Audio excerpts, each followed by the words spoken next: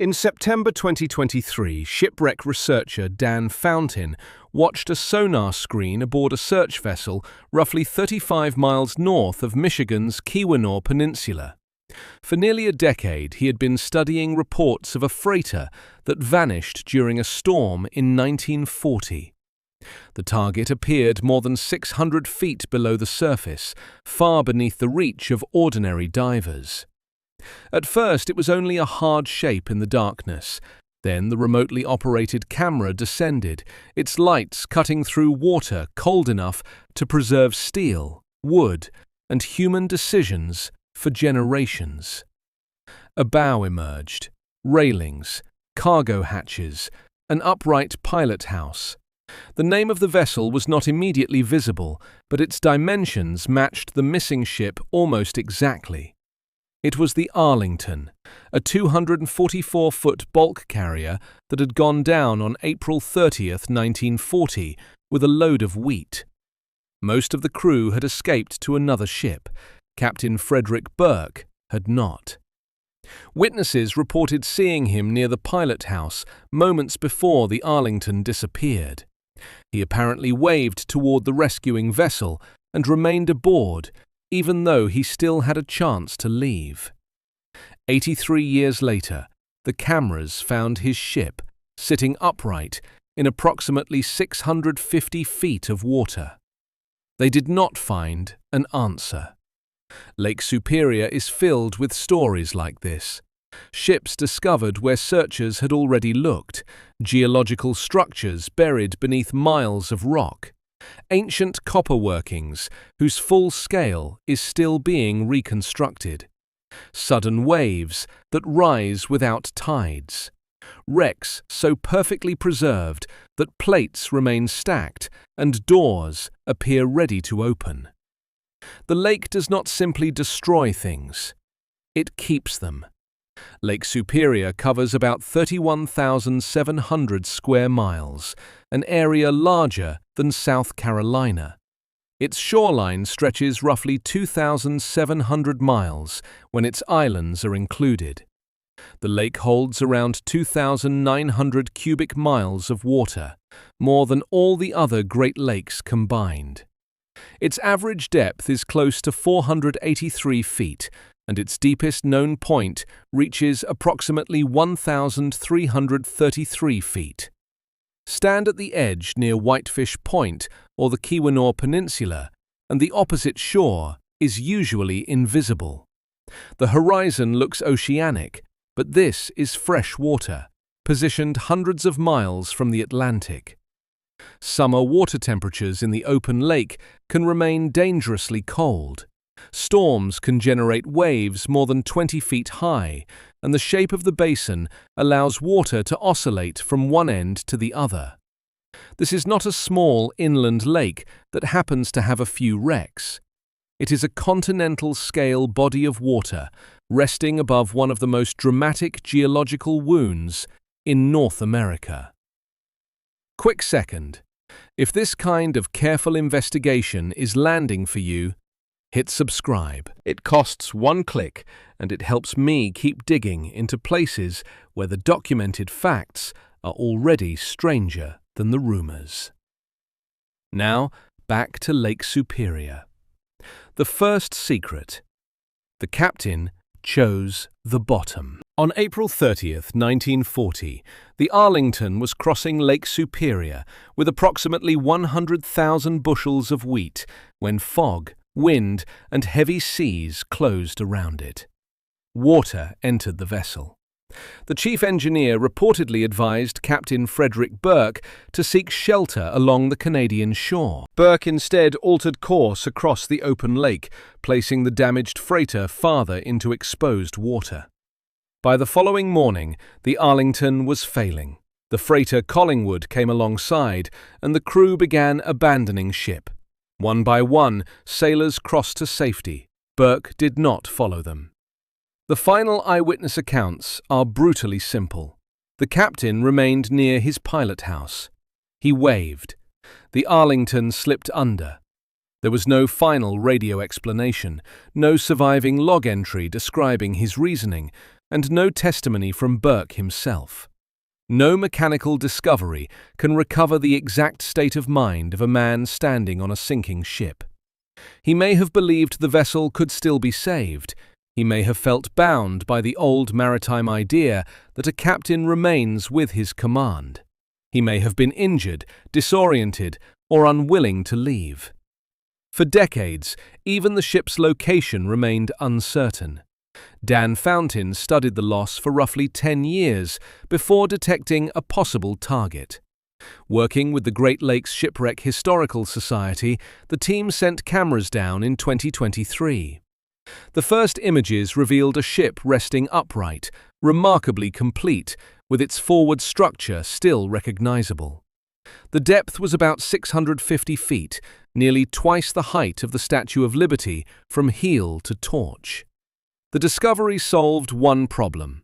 The Arlington had been found, but the central question survived untouched. Every other crew member escaped. A rescue ship was within reach. Captain Burke apparently had time to look toward it and raise his hand. Why did he remain aboard? The second secret. 29 men simply vanished.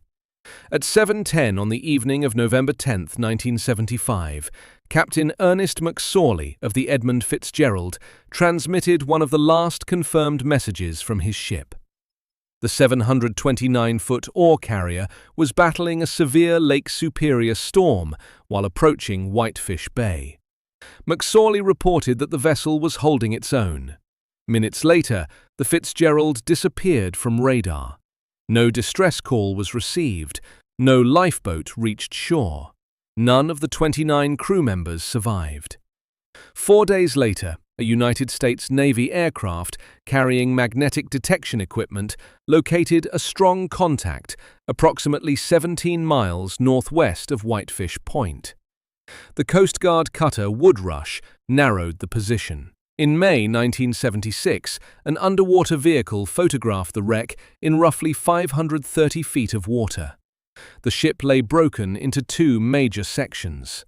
That should have produced a clear explanation. It did not. Investigators examined multiple possibilities: flooding through damaged hatch covers, structural failure, grounding on shoals, topside damage from heavy seas, and a sequence in which enormous waves overwhelmed the vessel with almost no warning. Different official and technical assessments emphasized different mechanisms. The wreck's condition did not deliver a single universally accepted chain of events. Consider the timing. Another freighter, the Arthur M. Anderson, had been tracking the Fitzgerald. The 2 ships were communicating. Then the Fitzgerald was gone. A vessel longer than 2 football fields, carrying more than 26,000 tons of taconite pellets, disappeared during the interval between routine reports. The lake was producing hurricane-force wind gusts and waves capable of hiding a large ship from view. Snow reduced visibility. Radar conditions were difficult. Yet the absence remains disturbing. No mayday, no confirmed emergency transmission, no surviving witness from the Fitzgerald's deck. Later expeditions documented the bow sitting upright and the stern inverted.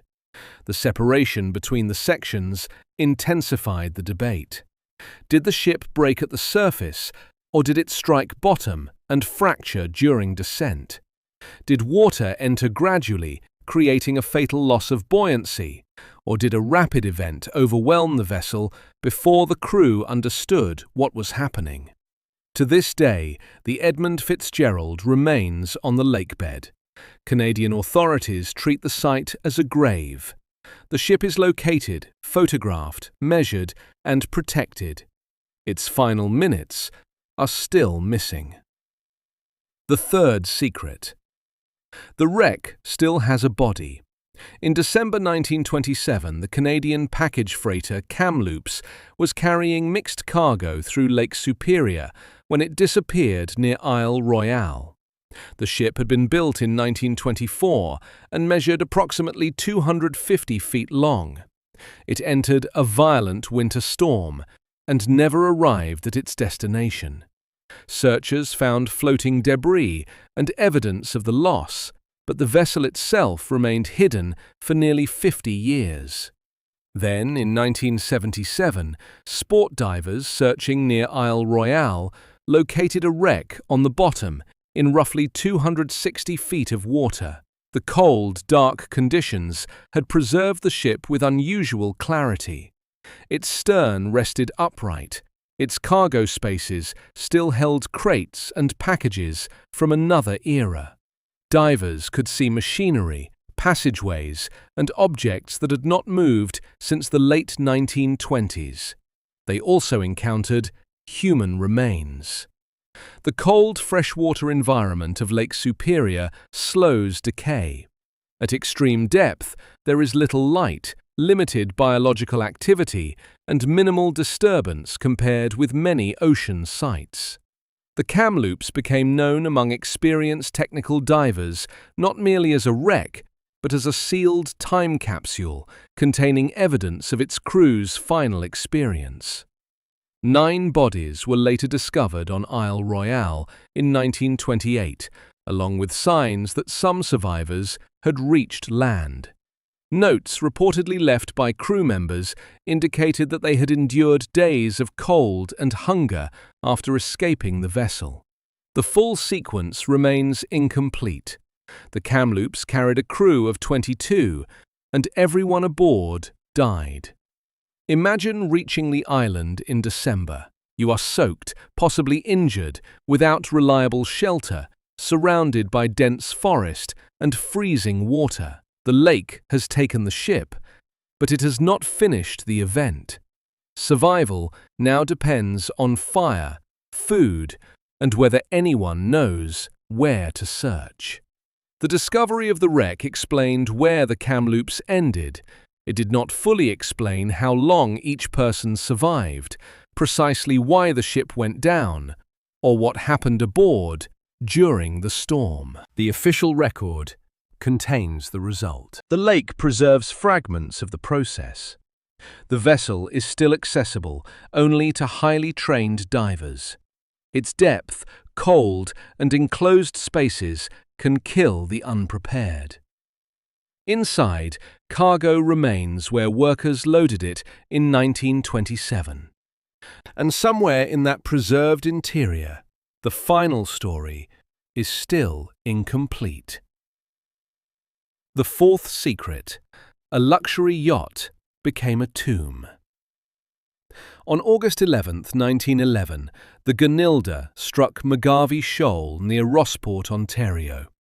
The vessel was not an industrial freighter. It was an elegant steam yacht owned by New York businessman William L. Harkness.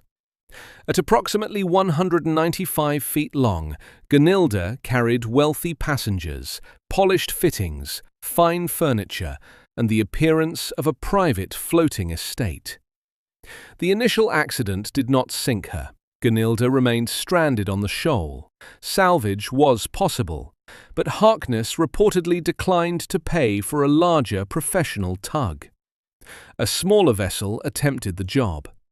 During the effort, Gunilda rolled free, filled with water, and descended into the lake. There were no fatalities, but the wreck became one of Lake Superior's most haunting preserved sites. Divers later located the yacht in approximately 270 feet of water. The discovery revealed a vessel resting upright on the bottom, its hull and superstructure extraordinarily intact. Cold fresh water had protected delicate features that ocean currents and saltwater organisms might have destroyed. Railings, cabins, machinery, and decorative elements remained visible. Photographs show a ship that does not resemble a shattered ruin. It looks abandoned. That appearance creates the unease. A violent wreck usually announces itself through destruction.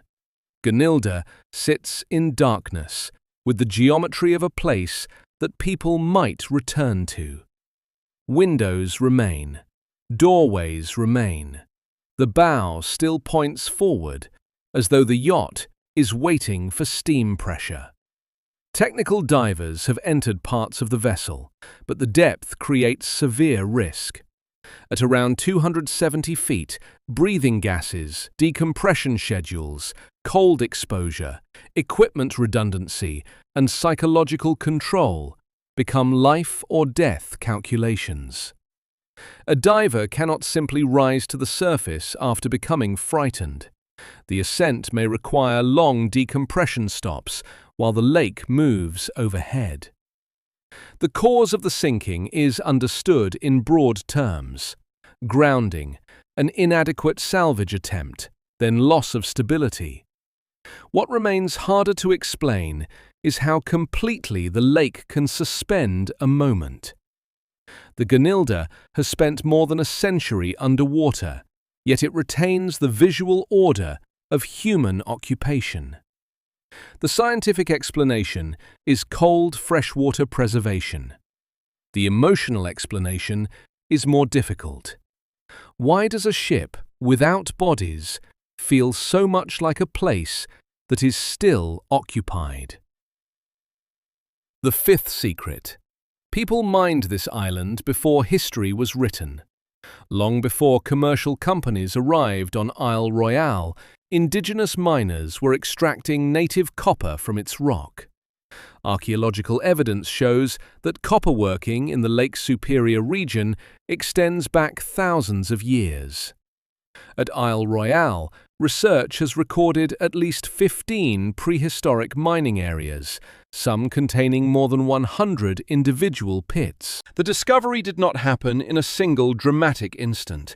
It unfolded as 19th century prospectors and later archaeologists entered the forest and found depressions, hammerstones, worked copper, and ancient mining traces around exposed veins. At the Minong mine area, investigators documented a landscape where indigenous mining and later industrial extraction occupied the same ground. One mass of copper associated with Isle Royale weighed approximately 6,000 pounds and showed evidence of ancient hammering. Picture the problem. Native copper does not need to be smelted from ore in the same way as many other metals, but separating a multi-ton mass from surrounding rock using stone tools, fire, controlled fracturing, wooden levers, and repeated hammering still demands enormous labor. Modern crews would approach such a job with drills, steel wedges, hydraulic equipment, and powered lifting systems. The earliest miners had none of those things. Sediment studies from Macargo Cove have identified geochemical evidence consistent with copper mining activity thousands of years ago, pushing the industrial history of the island far beyond written records. Archaeologists can document pits and artifacts. They can estimate periods of use. They can study copper objects distributed through ancient trade networks. But major questions remain. How were large work groups organized on a remote island? How seasonal were the expeditions? How much copper left Isle Royale? Which routes carried it across the Great Lakes and into distant communities? How many mining locations are now submerged, eroded, covered by forest, or hidden beneath later 19th century workings? No company ledgers, no payroll, no written production figures. Not a single contemporary document describing the earliest mining operations. Only the pits, the tools, the copper, and the landscape. The Minong site still exists. You can walk through portions of this ancient industrial terrain today. Yet Lake Superior surrounds Isle Royale like a defensive wall, isolating evidence on land while concealing possible shore sites below water. How much of North America's earliest metalworking history is still waiting beneath the lake? The sixth secret. The continent nearly split here. During the 1980s, scientists participating in the Great Lakes International Multidisciplinary Program on Crustal Evolution sent seismic energy through the Lake Superior region. Instruments recorded the reflections returning from deep underground. What appeared on the profiles was far larger than any shipwreck. Beneath the lake lies the central portion of the Mid-Continent Rift, a geological structure roughly 1,200 miles long. It formed around 1.1 billion years ago, when the core of North America began pulling apart. Magma rose through fractures. Lava erupted repeatedly. The crust stretched, faulted, subsided, and accumulated immense layers of volcanic rock and sediment. The seismic surveys revealed that portions of the rift fill beneath Lake Superior exceed 18 miles in thickness. In some models, the crust below the rift reaches approximately 34 to 37 miles thick because of volcanic material and deep magmatic additions. More than 1 million cubic kilometers of mafic magma may have been involved across the broader system. The scale is almost impossible to visualize. Lake Superior is not merely a depression scraped by glaciers. The glaciers shaped the modern basin, but they exploited an ancient zone of weakened and altered crust. The lake occupies part of a failed attempt to tear North America apart. Had the rifting continued, a new ocean basin might have opened through the continent. It stopped. For decades, geologists have debated why. One major explanation connects the shutdown to distant tectonic compression associated with the Grenville mountain building event far to the east. But the exact interaction between mantle processes, crustal stretching, magma supply, and far-field collision remains under investigation.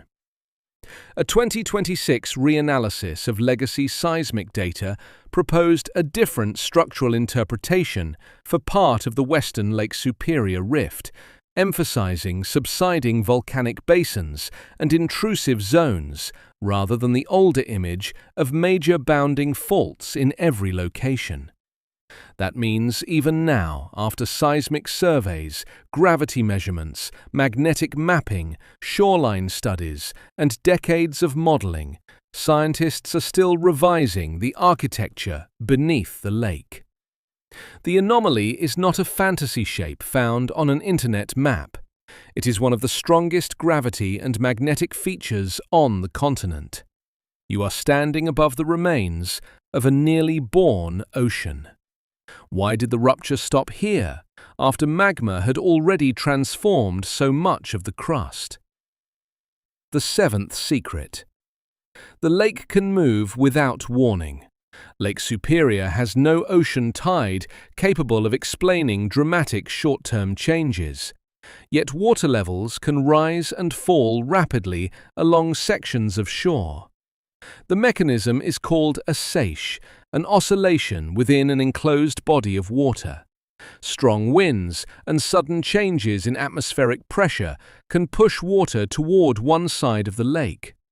When the force relaxes, the displaced water moves back, then continues oscillating across the basin.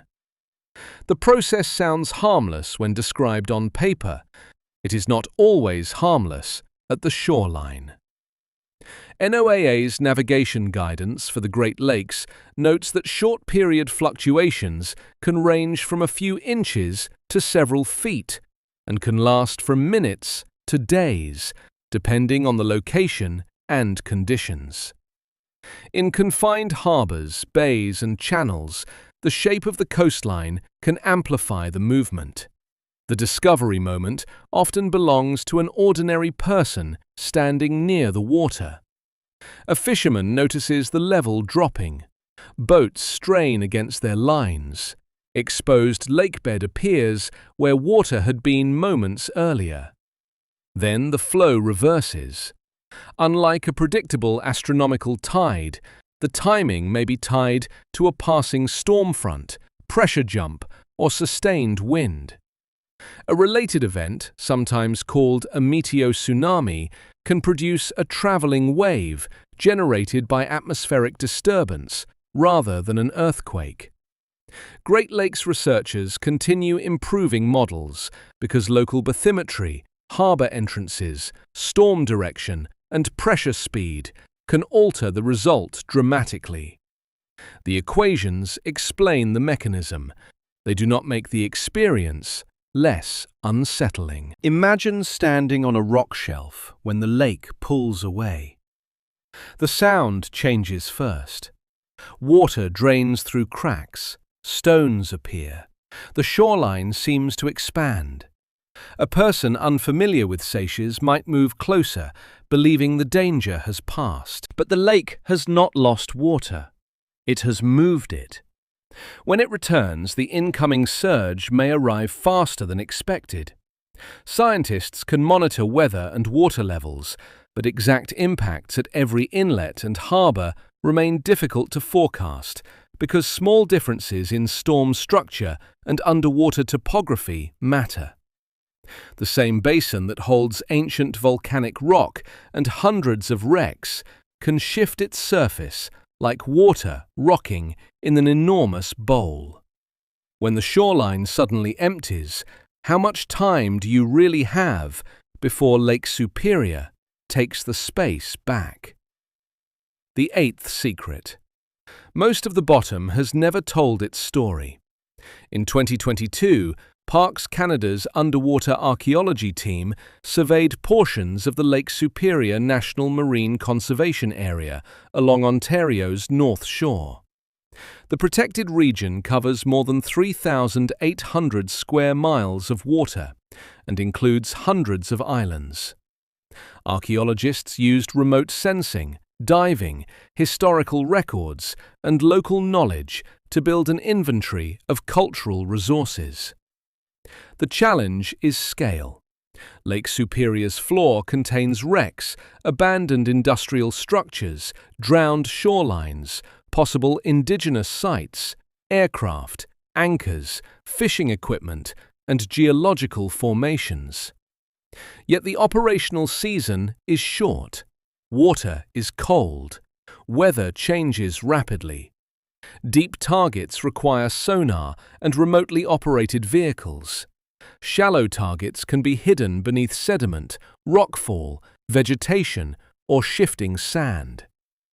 A sonar survey does not automatically reveal what an object is. A shape may be a natural ridge, a timber, a hull fragment, or an entire vessel buried to deck level. Divers may confirm one target while dozens remain unexamined. Even known wrecks can be displaced from historical coordinates because early loss reports were based on estimates made during darkness, snow, or panic. The recent discovery of the Arlington demonstrates the problem. The ship was 244 feet long, standing upright, and only about 35 miles from the Keweenaw Peninsula. It still remained undiscovered for 83 years. Now place that single wreck against a lake more than 350 miles long and up to 160 miles wide. Add depths exceeding 1,300 feet. Add storms that redistribute sediment. Add coastlines where people have traveled for thousands of years. No complete map of every cultural site exists. No final wreck count can be treated as absolute. No survey has examined every square foot at archaeological resolution. The absence of a discovery is not proof that nothing is there. In Lake Superior, it may only mean no camera has descended yet. That is the final terror of this place. Not that every rumor is true, but that the verified record is already enormous, and the explored fraction remains limited. Lake Superior does not need invented monsters. Its documented reality is more powerful. A captain waving from a ship he refuses to leave. 29 men disappearing without a distress call. A freighter holding human remains in water cold enough to slow time. A yacht standing upright like an abandoned mansion. Ancient miners cutting copper from an island thousands of years before modern industry. A failed continental rift buried beneath the basin. Water that can withdraw from shore and return without an ocean tide. Each mystery follows the same pattern. Someone finds the evidence. Instruments measure it. Scientists narrow the possibilities. Historians reconstruct the timeline, and then the record stops. The lake keeps the missing sentence. Right now, the Arlington is still standing in darkness. The Edmund Fitzgerald is still broken near Whitefish Point. The Gunilda's rooms still exist. Ancient mining pits still cross Isle Royale. Beneath everything, the mid-continent rift remains embedded in the crust, the scar of an ocean that almost formed. You can visit the shoreline, you can enter the museums. Trained divers can reach some wrecks. Research vessels can map the bottom. The evidence is not metaphorical, it is physically there. But Lake Superior is larger than the stories recovered from it. Every new sonar contact has the potential to revise a loss report, identify a missing vessel, or reveal that people were using a now submerged landscape earlier than the surviving record suggests. So when you look across that flat horizon, what are you really seeing? A lake that has surrendered its secrets slowly, one wreck and one seismic reflection at a time, or a vast preservation chamber whose most important discovery has not yet been made. Tell me what you believe Lake Superior is still hiding, and share this investigation with someone who understands that the most frightening mysteries are the ones supported by evidence.